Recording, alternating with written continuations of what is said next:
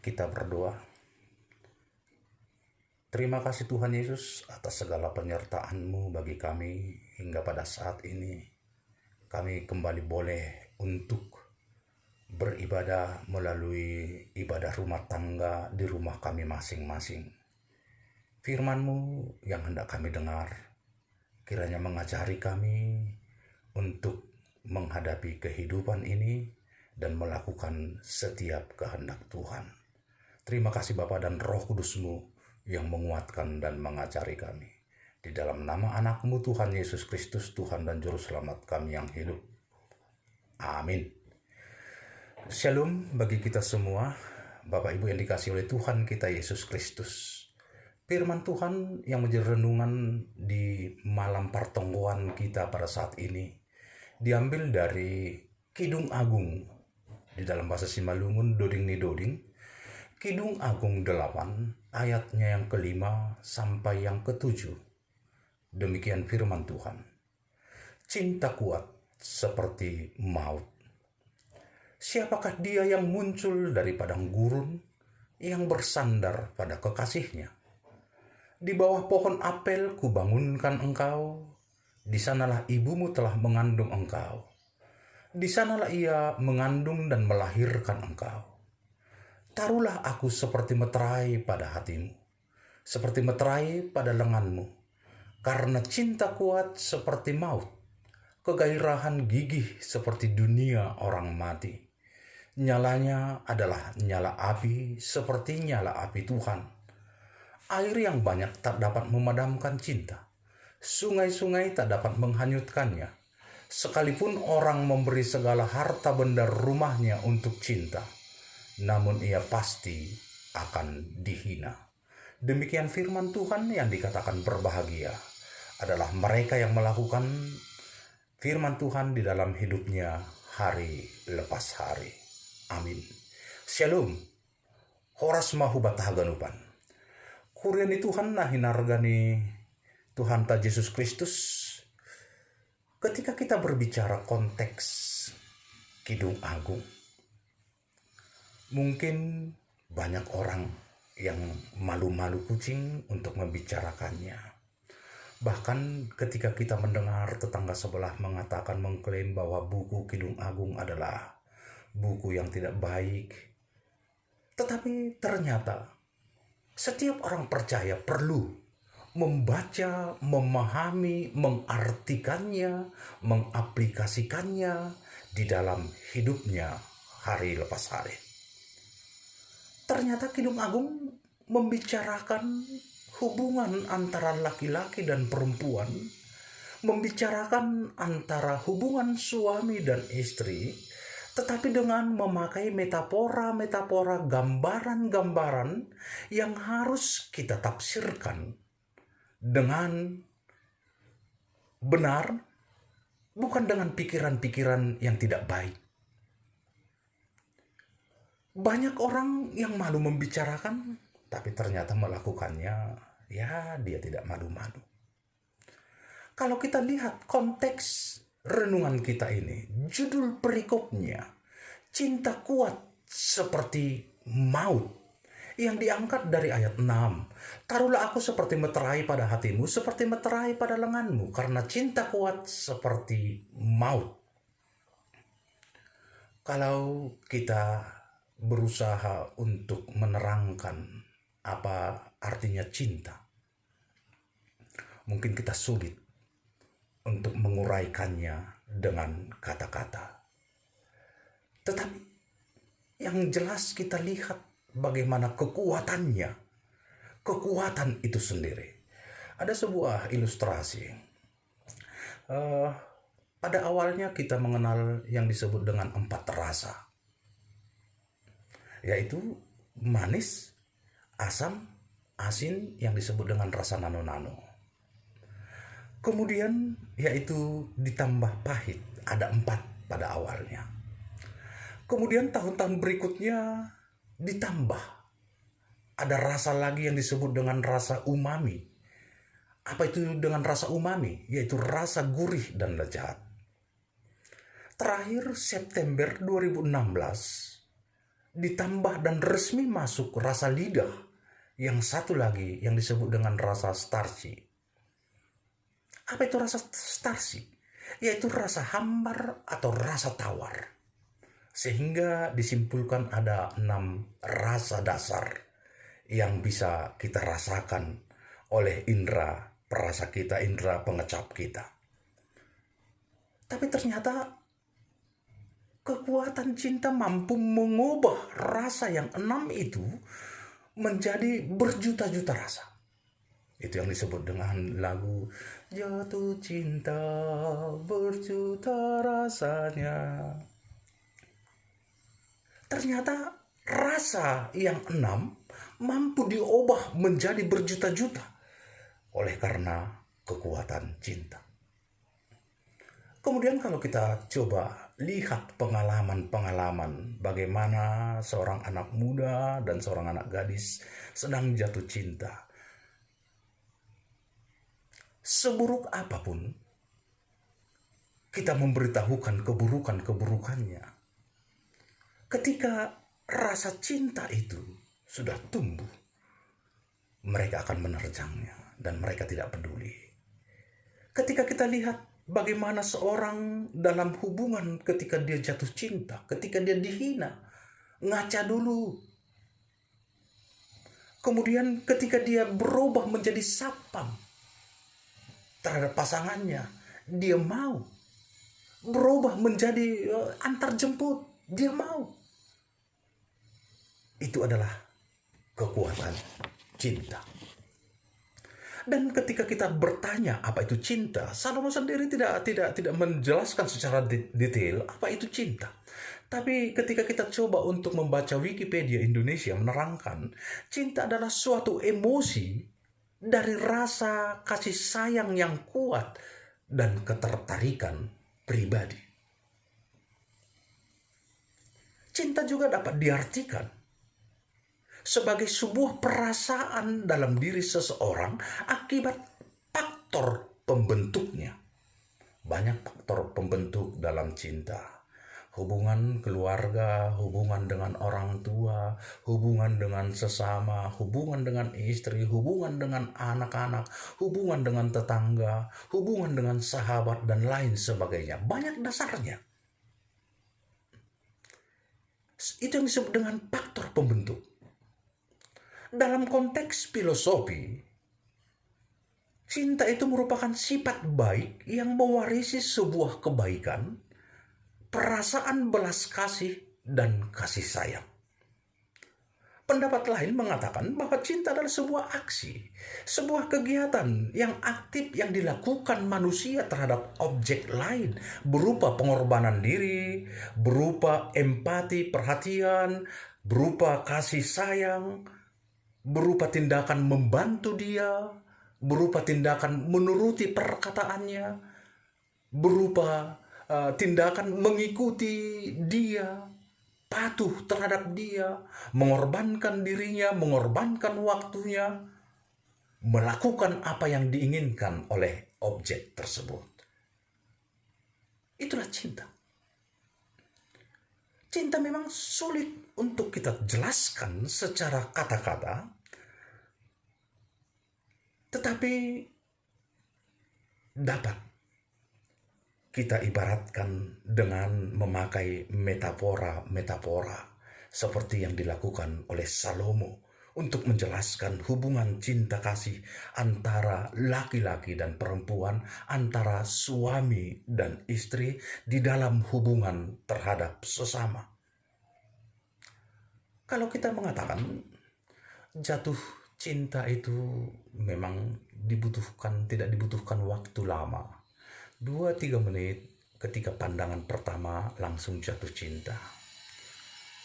Yang perlu kita lakukan adalah bagaimana membangun cinta itu sendiri. Dan Kidung Agung firman Tuhan ini mengajarkan kita bagaimana untuk membangunnya. Konteks nats kita ini mengajarkan setiap orang percaya bagaimana untuk membangun cinta kuat itu di dalam hubungan, relasi itu sendiri. Yang pertama diingatkan di sini bagaimana kita membangun cinta itu dengan baik.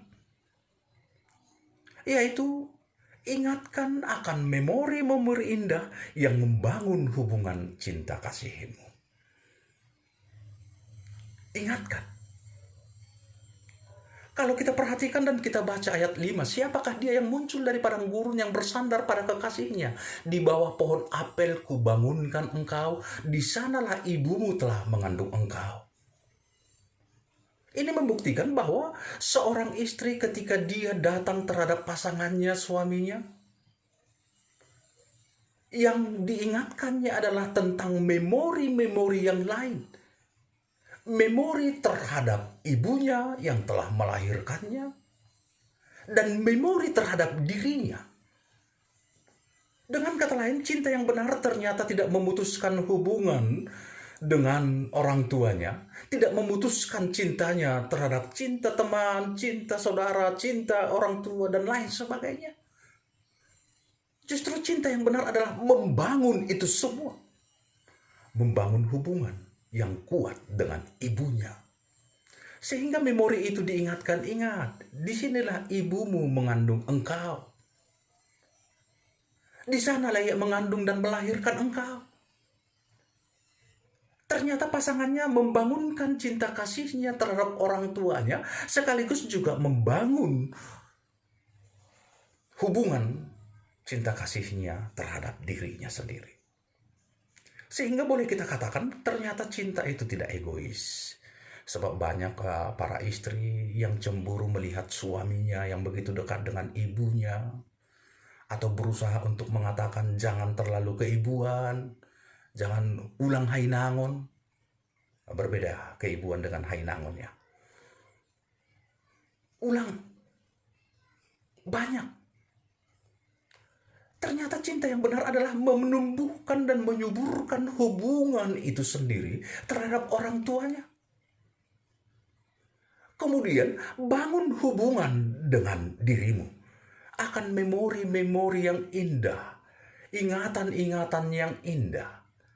Mungkin kalau sekarang ketika suami mengajak seorang istri untuk makan di pinggir jalan dengan duduk di trotoar, mungkin dia akan mengatakan malu. Tapi ketika masa pacaran, mereka tidak malu melakukan itu. Dan mereka sering melakukan hal itu.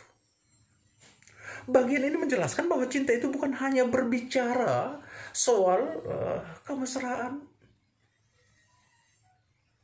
Cinta itu melebihi disebut dengan kemesraan itu. Cinta itu tidak egois. Sebab cinta itu justru menumbuhkan cinta-cinta terhadap yang lain.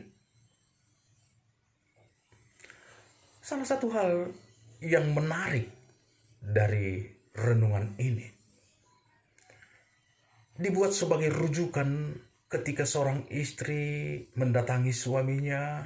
Dia mengingatkan tentang ibu sang laki-laki yang mengandung dan melahirkannya.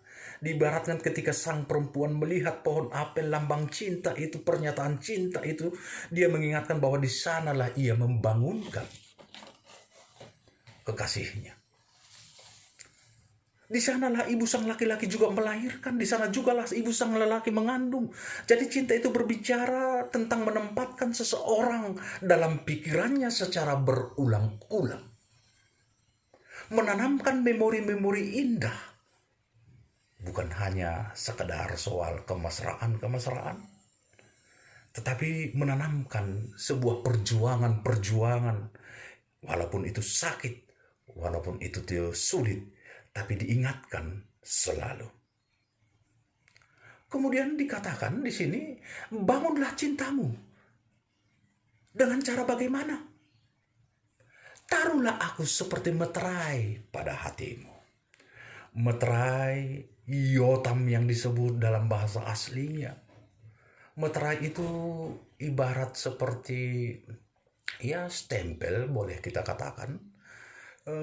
Kalau dalam peternakan muncul banyak itu ketika peternakan sapi atau domba, dia menusuk kupingnya sang domba sebagai tanda bahwa dia adalah milik seseorang. Kemudian ketika beternak lembu, dalam peternakan lembu, ada sebuah besi dipanaskan kemudian dibuat tanda di tubuh sapi tersebut.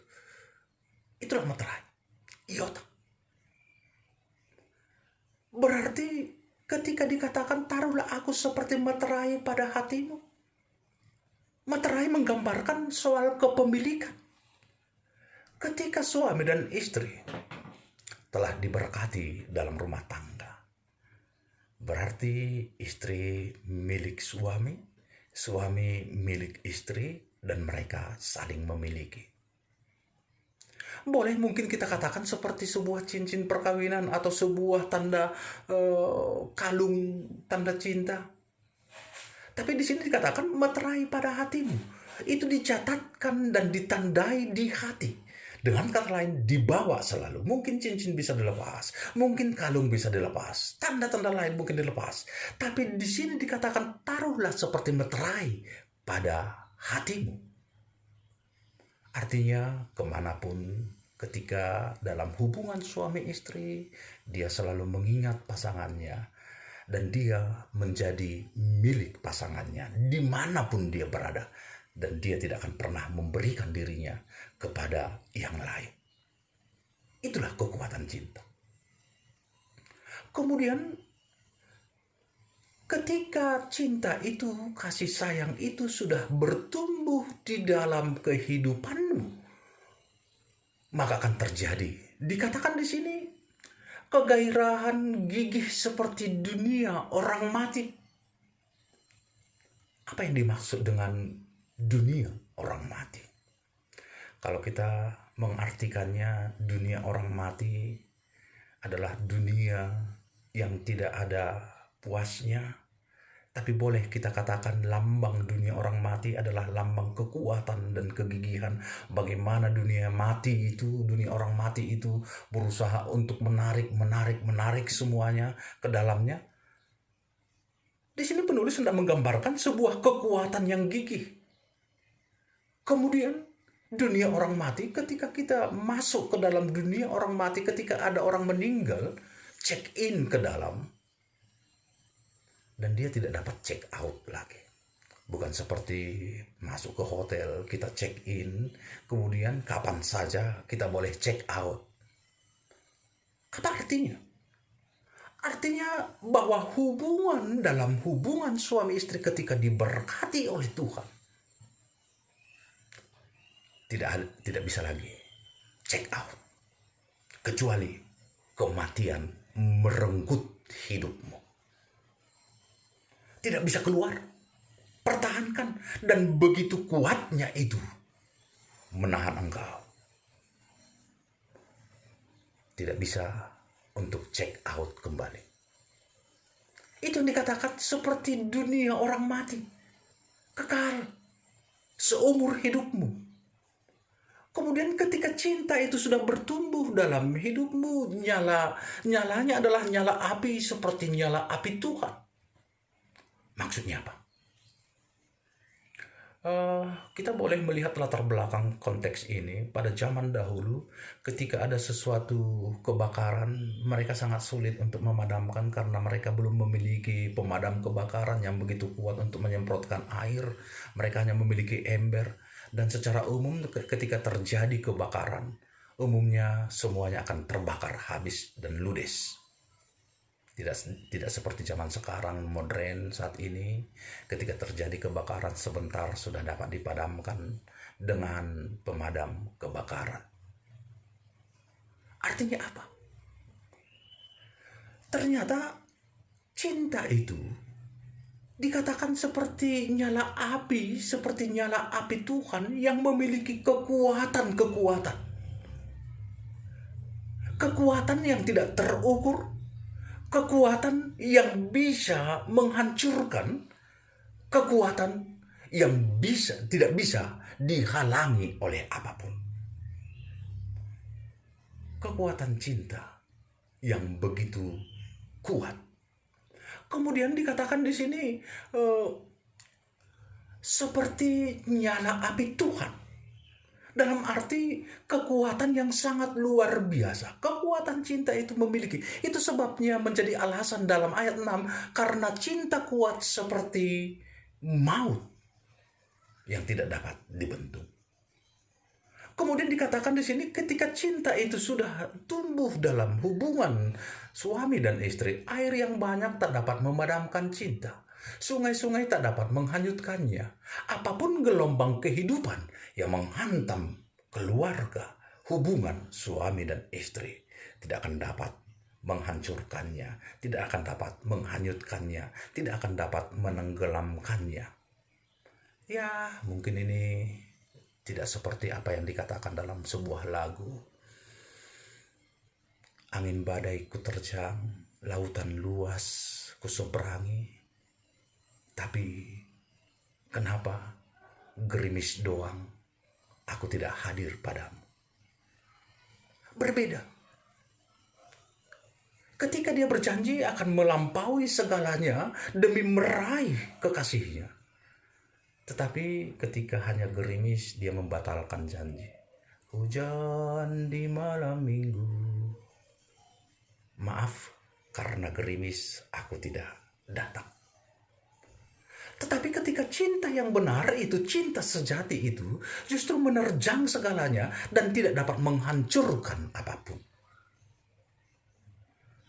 Oleh karena itu, ingat, ketika dalam keluargamu, apapun gelombang yang menerjang dalam hubungan suami dan istri, bapa pakon inang, ketika holong nasi tong ai, tubuh ibagas uhur nasyam, seng anjay boy menrotap kon ayah ganuban. Halanya kita diingatkan, tetaplah,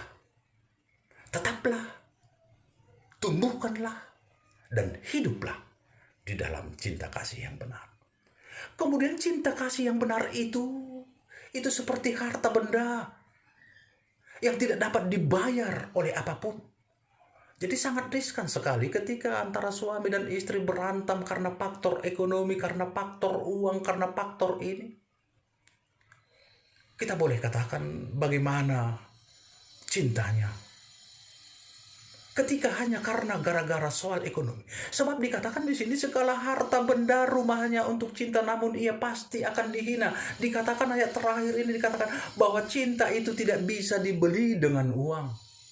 Tidak bisa diukur dengan uang. Banyak orang yang kuat di dalam ekonomi, tapi ternyata dalam hubungan rumah tangga tidak baik. Banyak orang yang kuat di dalam hubungan rumah tangga, walaupun secara ekonomi tidak baik. Karena dia benar hidup di dalam cinta atau hubungan yang benar. Oleh karena itu, contoh cinta kasih yang benar adalah Kristus Yesus yang siap dan rela mengorbankan hidupnya karena Yesus mengasihiku, Yesus mengasihi saudara, Yesus mengasihi kita semua. Sehingga dalam cinta Yesus itu, dia bersedia mengorbankan hidupnya, dia bersedia mengorbankan nyawanya, dia bersedia untuk sakit demi kita. Demikianlah cinta yang benar, yang dipertontonkan, yang dipertunjukkan, yang diberitahu kepada kita di dalam Kristus Yesus. Hiduplah dalam cinta yang kuat.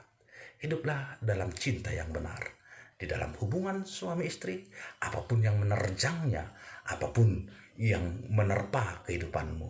Ketika cinta yang benar itu, untuk mengucapkan mungkin gampang, tapi mari kita mencoba melakukannya, dan biarkan Roh Kudus yang menguatkan rasa itu dan kita kuat untuk melakukannya. Amin. Kita berdoa. Terima kasih Tuhan Yesus atas segala firman-Mu yang telah menyapa, mengingatkan kami. Biarlah dalam hubungan setiap rumah tangga lepas rumah tangga semakin dikuatkan dalam cinta yang benar. Jangan biarkan Tuhan karena faktor-faktor lain hubungan itu menjadi retak. Tapi kekuatan cinta kasih itu Tuhan tumbuhkan di dalam hati kami masing-masing, sehingga kami boleh mengasihi dengan kekuatan yang besar di dalam kasih Tuhan. Terima kasih Tuhan. Cinta kasih yang benar telah Engkau berikan bagi kami, sebuah keteladanan ketika Engkau berkorban demi orang lain, demi manusia, demi kami, jemaat Tuhan.